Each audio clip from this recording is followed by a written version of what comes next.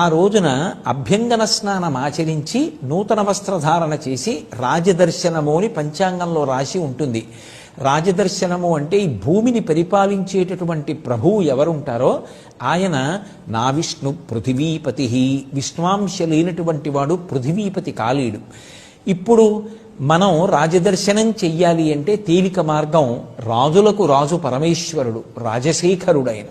అందుకే రాజన్మత్తమరాళమందగమనాం రాజీవపత్రేక్షణాం రాజీవ ప్రభవాది దేవ మకుటై రాజత్పదాంబోరుహాం రాజీవాయతపత్రమండిత కుచాం రాజాధిరాజేశ్వరీం శ్రీశైలస్థలవాసినీం భగవతీం శ్రీమాతరం భావయే అంటారు.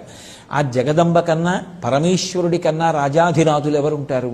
అందుకే చక్కగా ఆ రోజున శివాలయానికి వెళ్ళి మనం పార్వతీ పరమేశ్వరుల యొక్క దర్శనం చెయ్యాలి.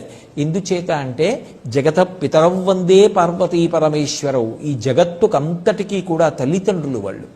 లేదు